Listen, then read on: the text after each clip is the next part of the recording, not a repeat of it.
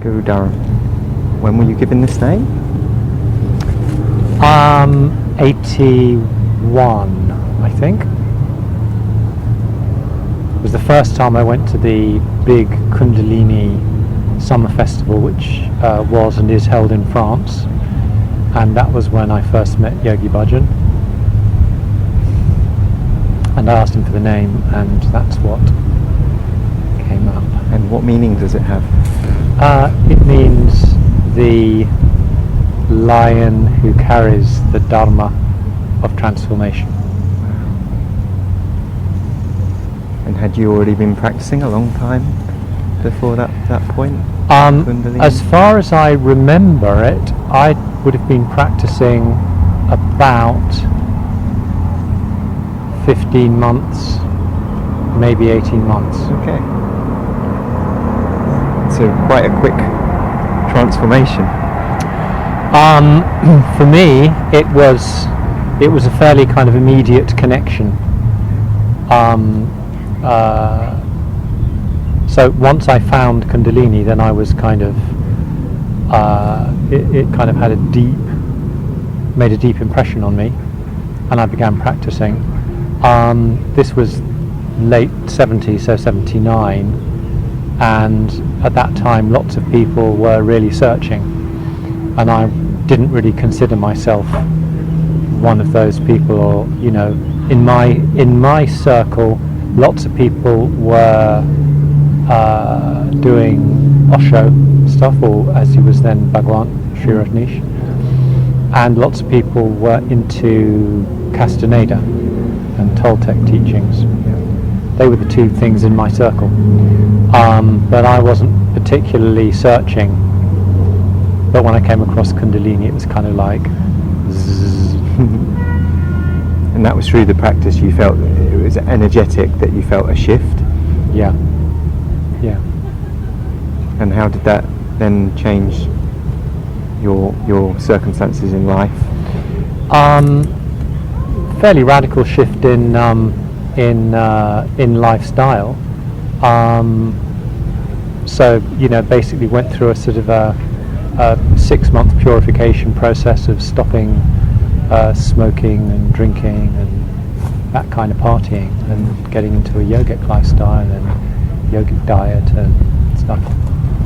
So before that period, life, I would say normal, but normal for some, with the partying and the drinking, before you came to the realization of a greater calling, greater nature. Had you already been searching before that point? Was there any other practices? Because I know that you've also worked with dreaming and various different shamanic practices. Did that come after? That really all came after. Up until that point, I'd done a bit of Tai Chi as part of a drama course I was in.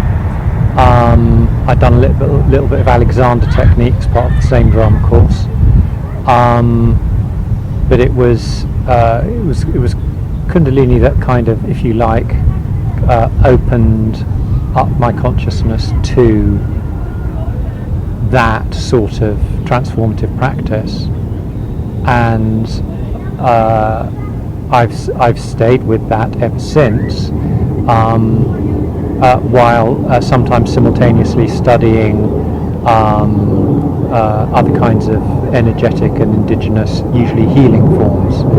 So Chinese medicine, became an acupuncturist and a Chinese herbalist, studied some Kabbalah, and studied some shamanic practice, primarily in the Toltec dreaming tradition, and also in the West African tradition. And so those studies were, if you like, simultaneous with continual practice and teaching of Kundalini, which is sort of was my base and has always really remained my kind of, if you like, spiritual touchstone, and also a kind of launching pad into some other allied traditions and disciplines. As I say, often in relation to healing, which was my sort of primary interest in Kundalini. So I started Kundalini, realised its therapeutic application, wanted to study that more deeply. At the time in the UK there wasn't a sort of professional level Ayurvedic course, but I did find a good Chinese medicine course, so I went with that. And all of that was really part of probably about 12 years when I don't remember reading a book that wasn't about either Kundalini or some kind of energetic healing. So there was a sort of a fairly intense immersion. So they were complementing each other. Yes, exactly. But through your own process of awakening and also self-healing, and through that then you saw that you could also help others get to the same state of conscious awakening as yourself. Yeah, exactly. Yeah. And as you probably know, the Kundalini scene is that it's sort of predicated on, if you're a student, you become a teacher. Yes. And that puts you in a very interesting position of, wanting to know what you're talking about, and therefore maybe you kind of study it a bit more, or well, it certainly helps with the internalization of the whole discipline. And so I've been teaching on and off for 35 years or so. So with the other teachings, for instance, the shamanic dreaming, the Toltec, was that where you involve like shape shifting, so that you're going beyond the identification of self as the body and taking on different forms? They do a lot with mirror work. They do smoking mirror with the obsidian mirrors. Yeah. And a kind of dream practice in which you learn to cultivate what they call the dream body, just as in Kundalini and other forms you purify and cultivate the pranic body, or the body of bliss, with a view to, as it were, taking action in the etheric realms and then bridging that action to this realm. So then it deepens your experience in this realm, that you're other than this body. Precisely. Precisely. So in that respect, it's simply a slightly different take on the yogic understanding of the nature of the relationship between the element of earth and the element of ether. Yes.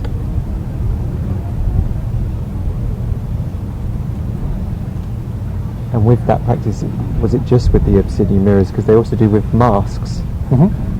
So that the more that they wear and practice with the different forms of masks, different animals, that then they can shift into different spirits of animals, or have different conscious experience in dreaming. Yes, indeed. So this is a sort of a fairly direct exploration of shape and form and identity and essence, and the essence of those shapes and forms, which of course has really interesting resonance with Platonic geometry and solids, and the geometry that we find in yantras and mandalas and sacred art.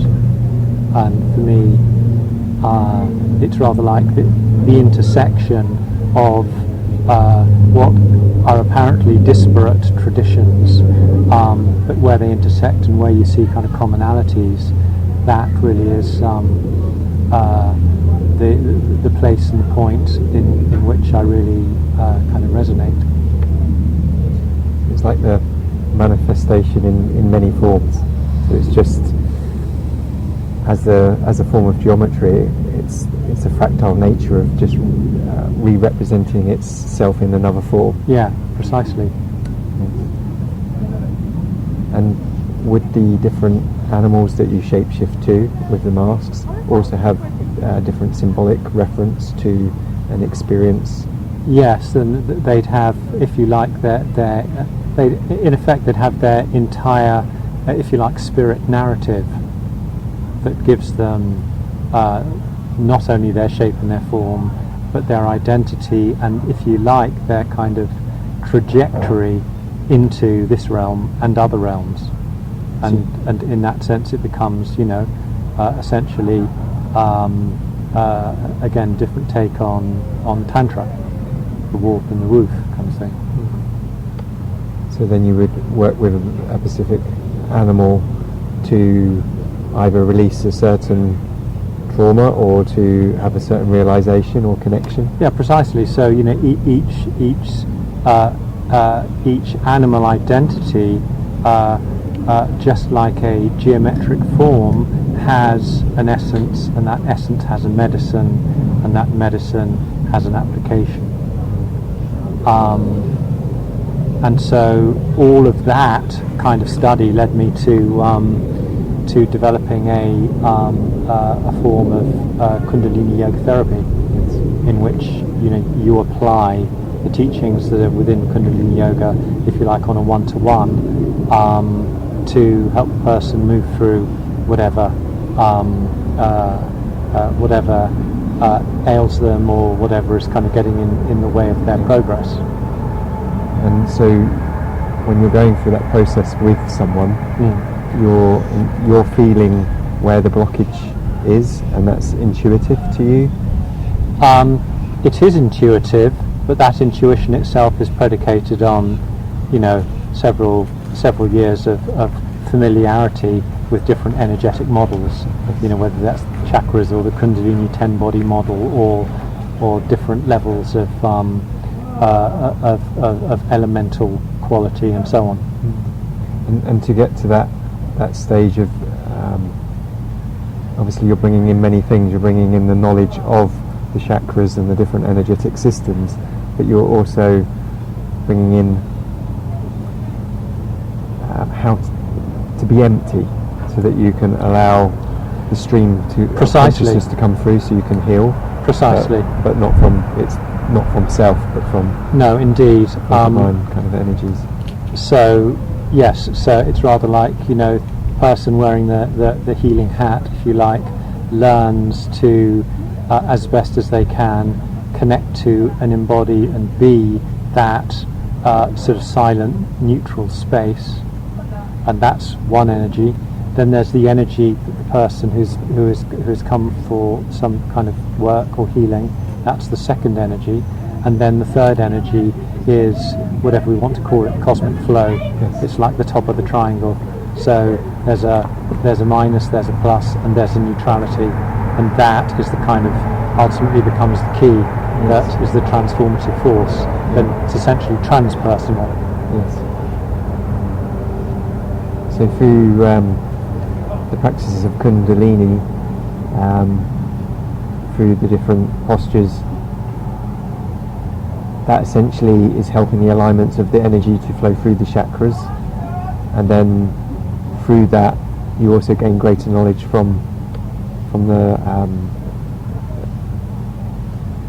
the divine source. Yes. So you take a pose, a posture, an asana, and within that asana there's if you like the specific angles and triangles that make up the geometry of that pose, that when the person, if you like, applies that template to their body, it will have a predictable effect on the nervous system, on the glandular system, on the interplay between those two systems, that will then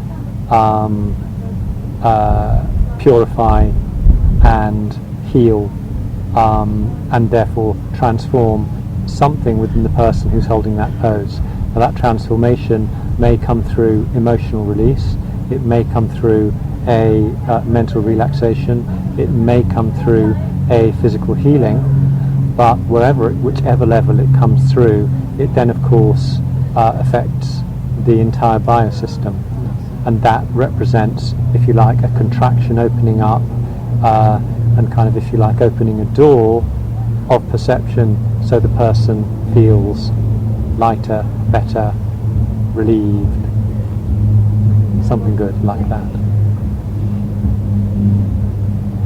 it's almost like our Maker designed us in such a way that there were these avenues to also help us to heal, to reach the higher realms as well. Yeah. It was all considered. Well, it yes, wasn't indeed. something of man to design such things of healing. It was already innate in us. Yes, and I think that's it. And from the perspective of the healer, I think most of the time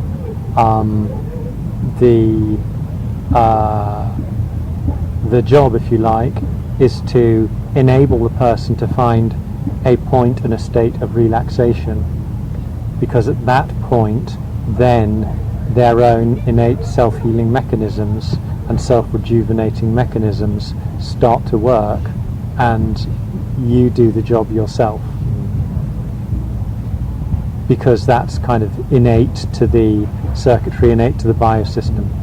Key, of course, is relaxation. Until we can relax, we're locked out of our own processes of self-healing. And then it becomes hard to observe what the natural flow is. Yeah. And we end up fighting it and causing stress and suffering in our lives. Exactly. So, because we are life and we're interacting all the time with life and the flow, then naturally, do you think that we are drawn to these things when the time is ready, and it is a steady progression, like yourself?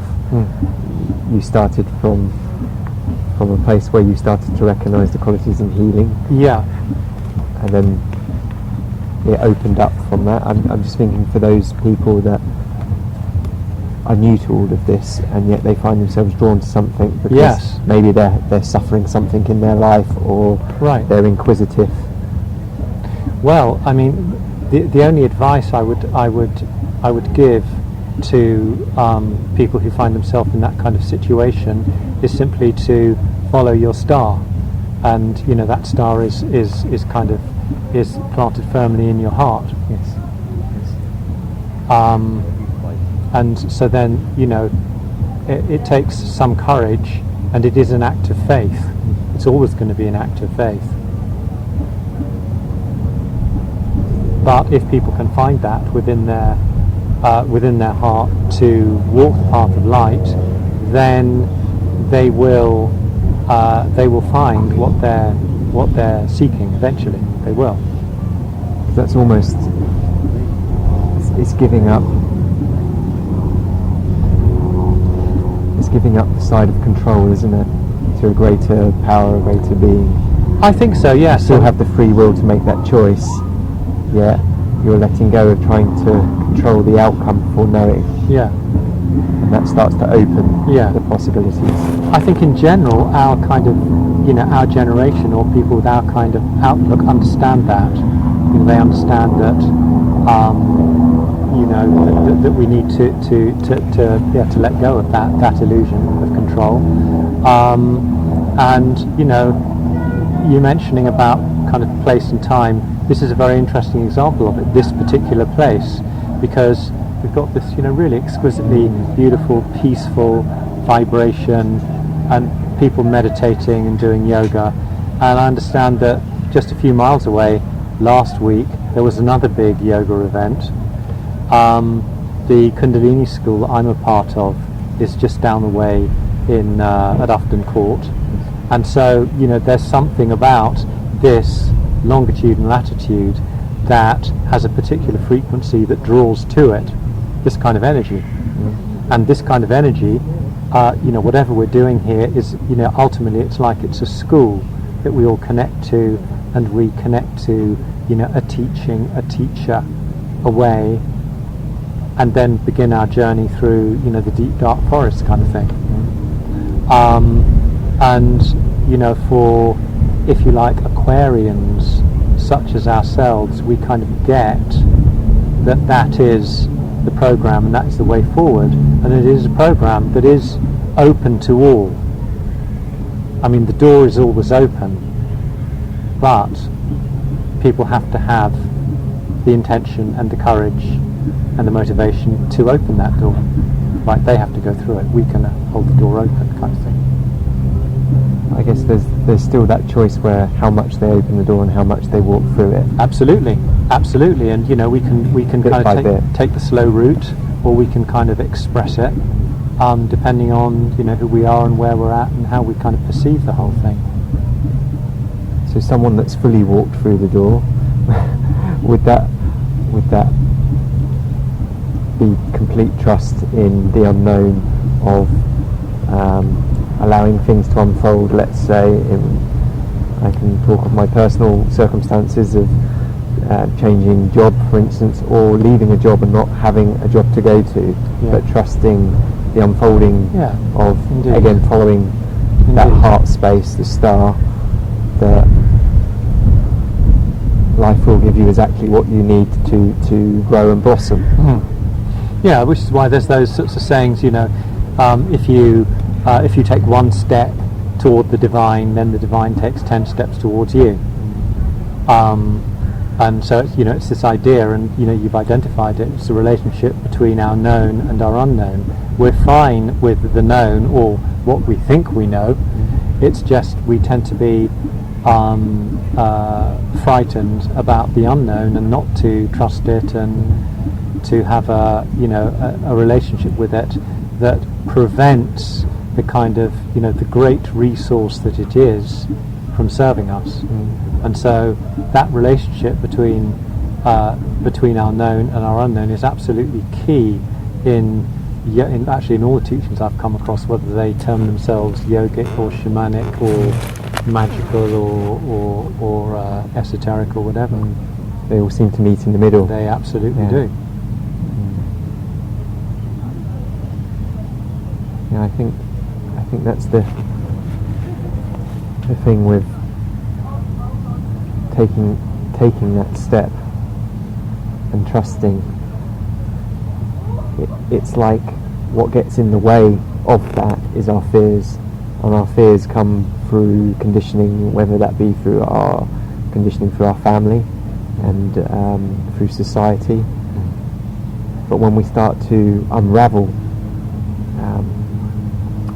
the onion and layer by layer, and start to realise that we're beyond this body, mind,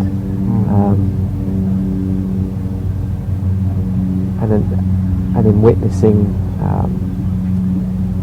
everything that's ephemeral and is always in flux of changing to that which is eternal and always is,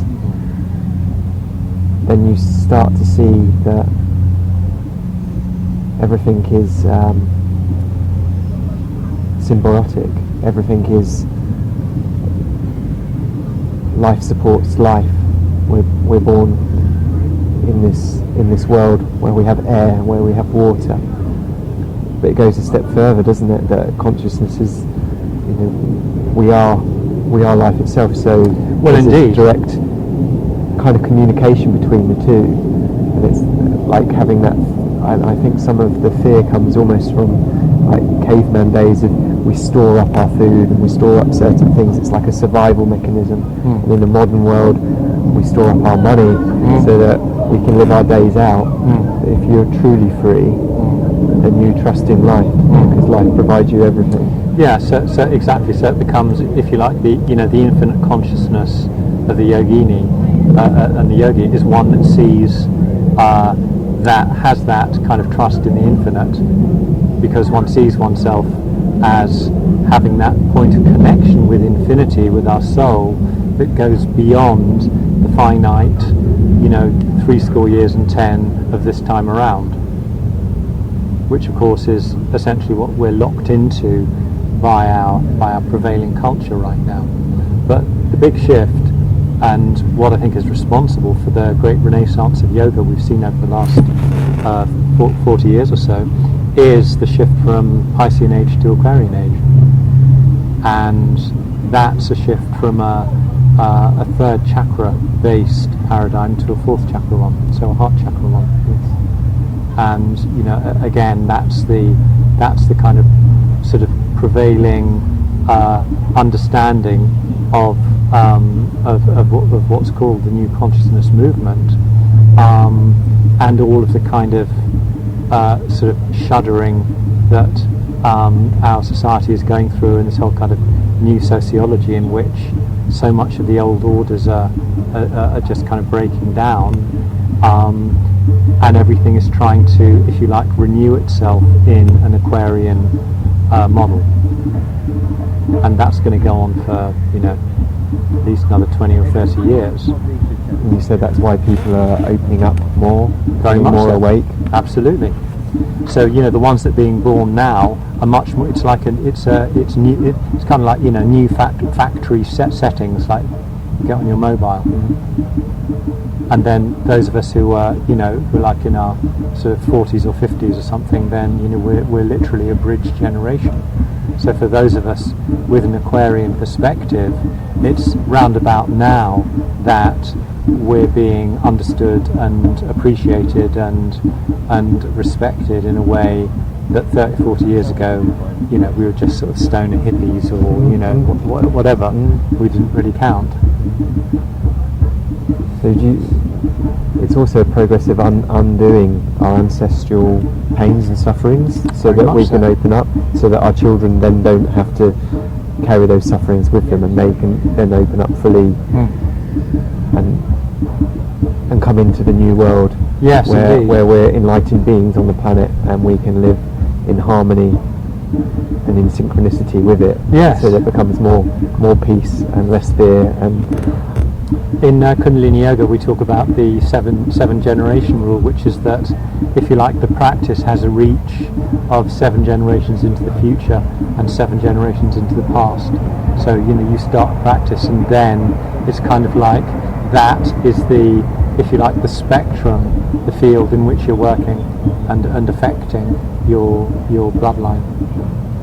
so as it works up and down the spectrum, it's like the chakra system. It's like a breath, Yes. up and inhale, exhale through those systems. But once we've completed one cycle, the next cycle isn't starting again, is it? It's like it's expanded. It has the same energetic field, does it, on each level, but it somehow develops like into novelty. Well, it's rather like longitude, latitude, and you have a kind of wake-up call somewhere, and that's where you begin your practice. Assuming you continue your practice, then effectively what you're doing is you're completing, if you like, sequences of cycles, and those sequences of cycles they interlink with each other, and if you like, gradually and continually elevate you.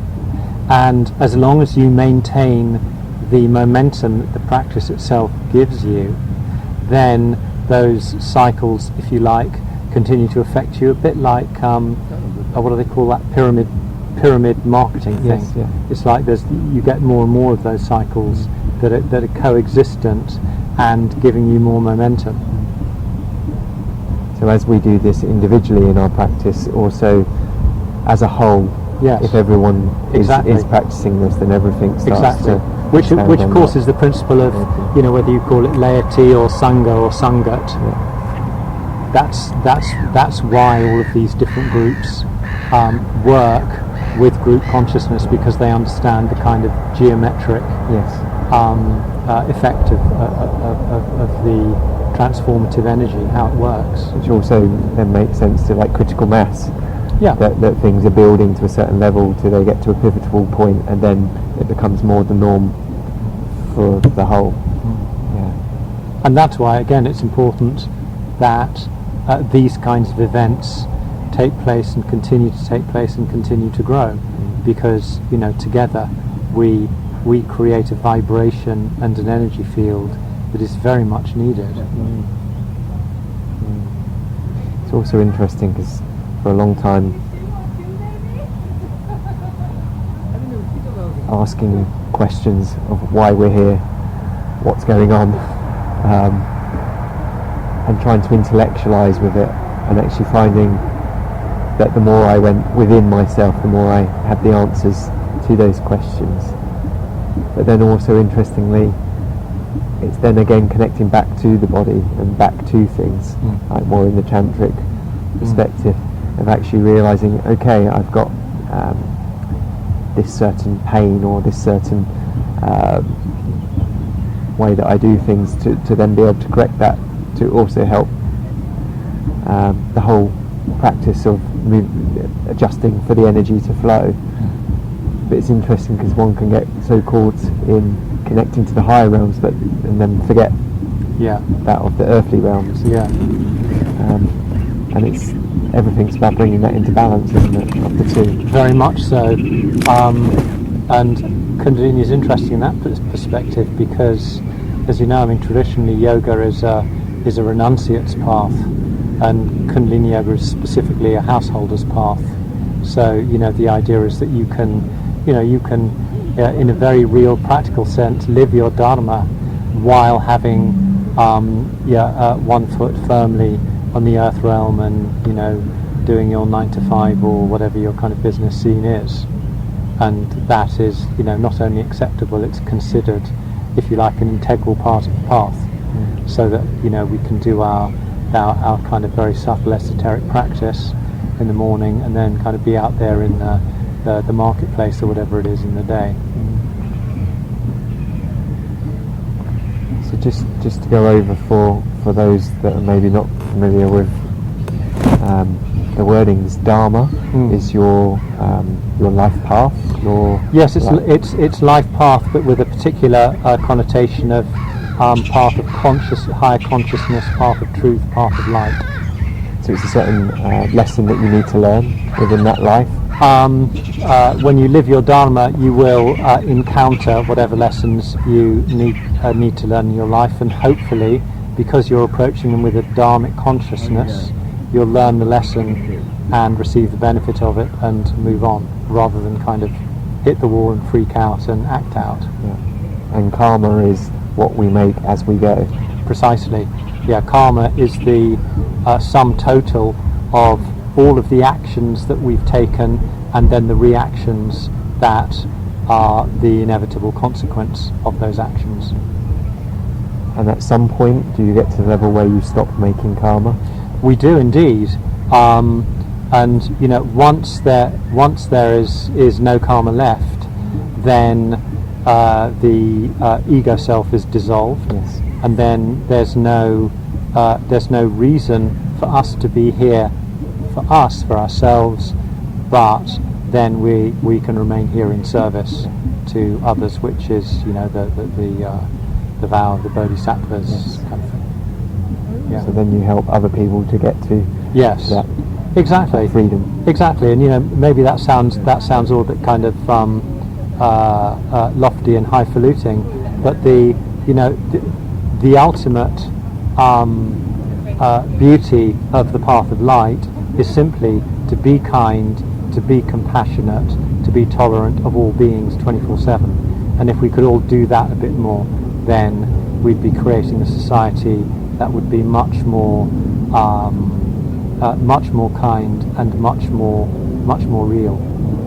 That's much more allowing of people's process, isn't it? It's without criticism of others, because everyone's going through their process, so it's more to shine the beacon of light for them, to help them, but without being critical of how they are being.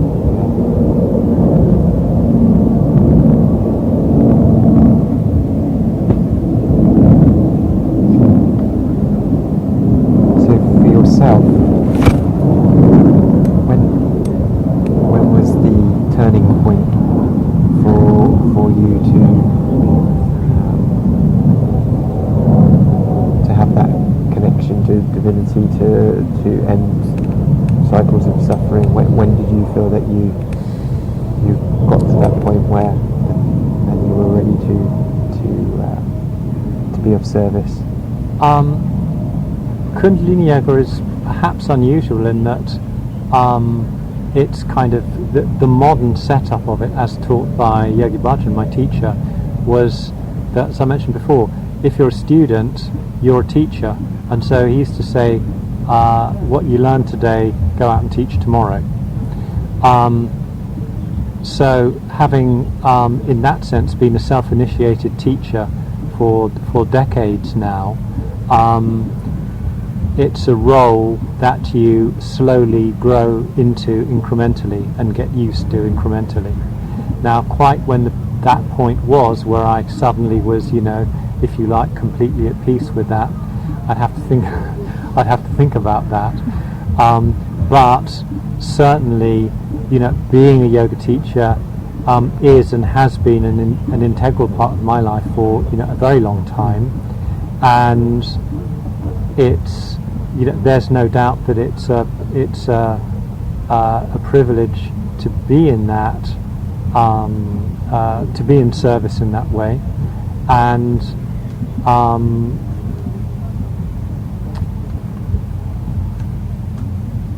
I don't imagine my ever not doing that, whatever else it might be that I do, because, well, it's beautiful simply to help others. It's exquisite to see people blossom and to move through their blocks, and there's certainly a big demand for these kinds of teachings, and that's accelerated over the last 15 years, and it's still accelerating. So that obviously means that there's an increased dissemination of the transmission, which is great, and I'm happy to serve that for as long as it requires my assistance.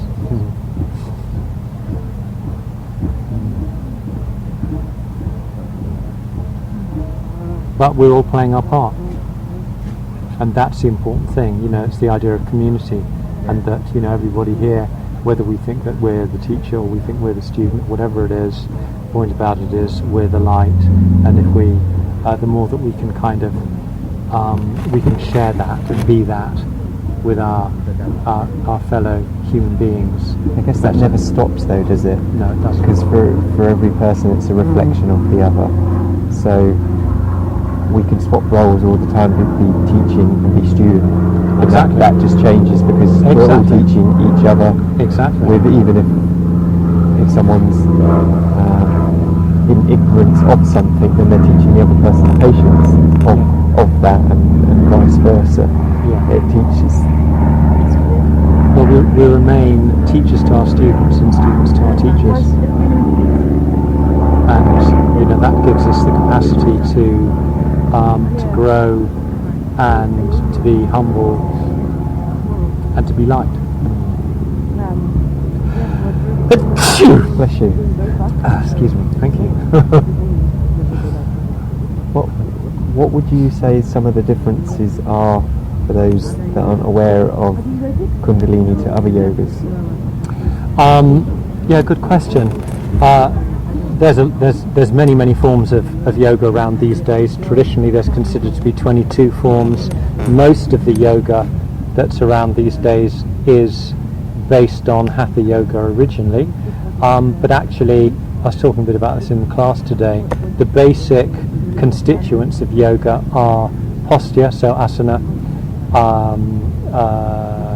mudra, so the kind of psychology and reflex zones between the fingers and the brain, pranayama, use of breath, directed use of breath, sound current, mantra, and the locks, which concentrate energy and then focus it and then project it. So they're like the building blocks of yoga, and Kundalini just happens to use those in a slightly different way, often kind of using two together, so that rather than it being, if you like, a discipline of static single poses, there are often things in which there's some kind of hand mudra like so, and then you're inhaling like so, exhaling like so you get a kind of like a something like that, or there's movement with sound current, sa ta na ma sa ta, and that's sort of unusual in the way that it kind of mixes some of those constituents, but they still remain those constituents.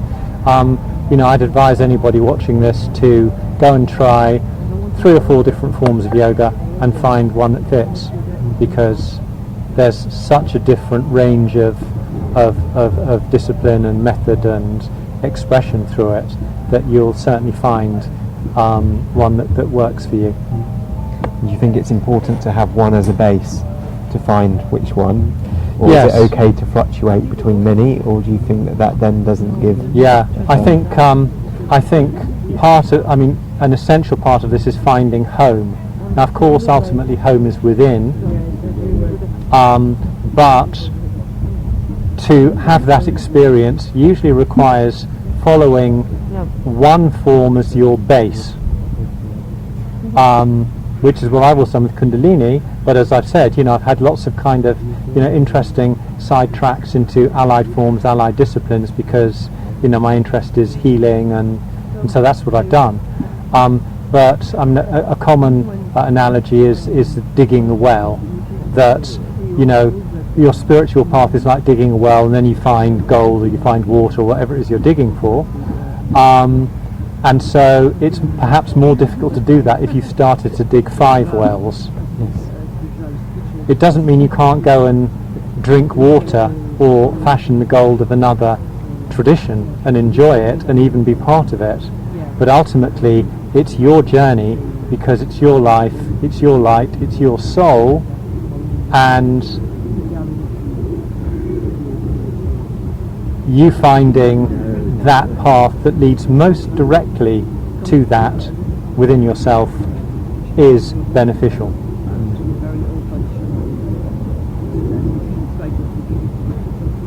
But that then also doesn't stop you, if you have a main base like yourself, you have Kundalini, but you've explored other things, that then you can combine Indeed. together.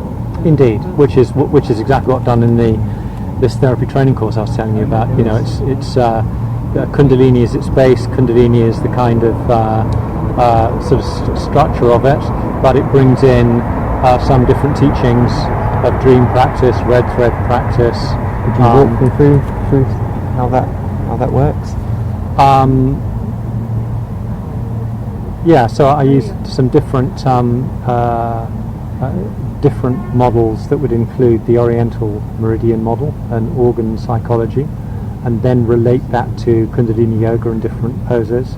So you're doing whatever it is, crow pose, or you're doing chair pose, which meridians is that opening in the Oriental system, and therefore how does that affect the emotional body and the mental body, that kind of stuff.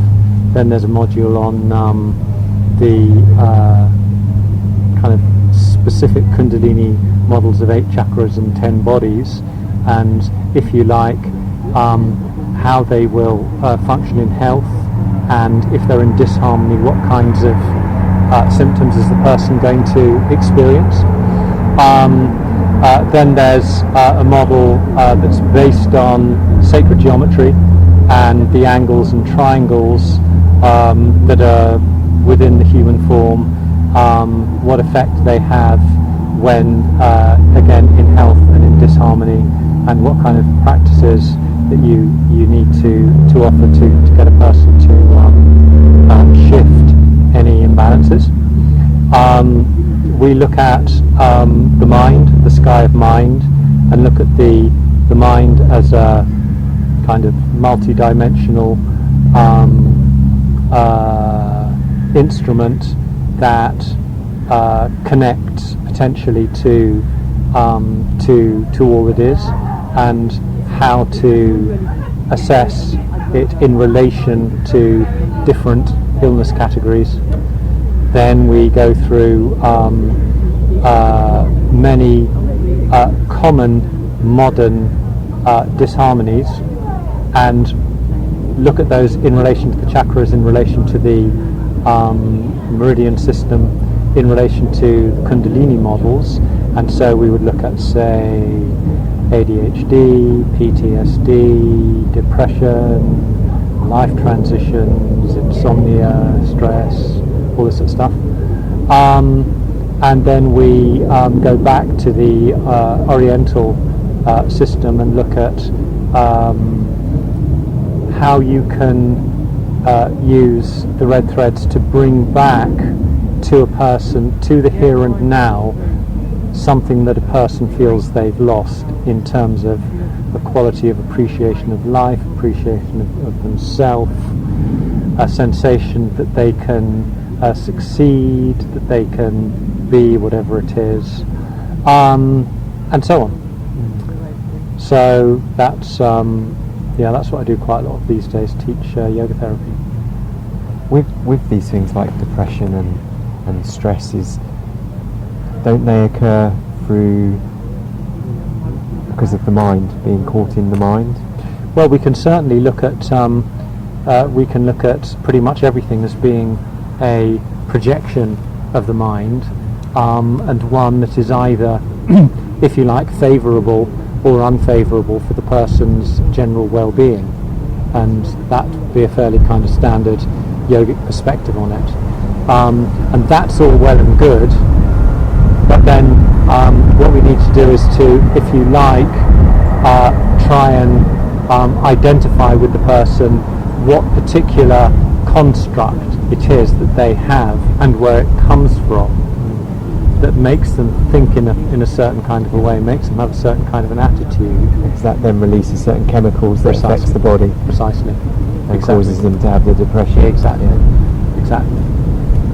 So there's a kind of, it's an infinitely rich subject, and of course with the huge levels of kind of stress and anxiety that our sort of latest sociological shift is creating, our modern conventional medicine doesn't really have much response, and the ancient systems of yoga have actually highly sophisticated and effective responses, and that's a beautiful kind of introversion that the ills of the modern world can be healed by the disciplines of the ancients that happen to have been around all the time. We just weren't looking, or we weren't seeing. You see a big difference, don't you, between the West and the East as far as this understanding of what stress, depression and these things are. Yeah. We go to the doctors and take pills and suppress, whereas there you work with fire and burn those away by working with them, because eventually it's like sweeping everything down. Becomes so piled up that you tip over. Well, that's exactly it. Yeah, and that seems to be what's happening now, isn't it?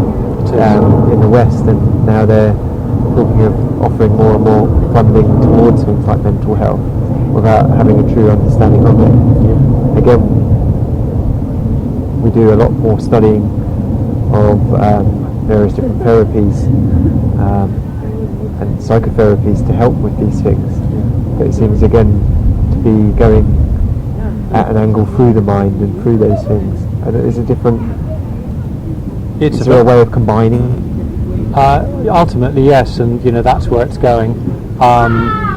There's no doubt that the ancients' perspective on the biosystem and the mind was, or is, far more sophisticated and actually much more effective as a working model that is approachable through therapeutic means, as opposed to the kind of chemical approach of modern psychiatry, which is severely limited. But yes, of course, the idea is that ultimately West will meet East, and there's interesting research and initiatives happening in schools. My colleague Dharam is teaching Kundalini at the school that she's part of, and many schools now finding out that yoga is a wonderful practice to create well-rounded, emotionally stable, secure kids. So it's kind of like the secret is getting out, and not least of all because actually yoga is very cheap. And so now it's really coming onto its own, because most health services in the first world are broke, so they have to look at it more seriously. I was in one of the classes yesterday where they were actually saying in India, you go to the doctor and if you're having a certain, they will actually send you to a yogic practitioner to help you with whether it's your back or whether it's with stress because of mind.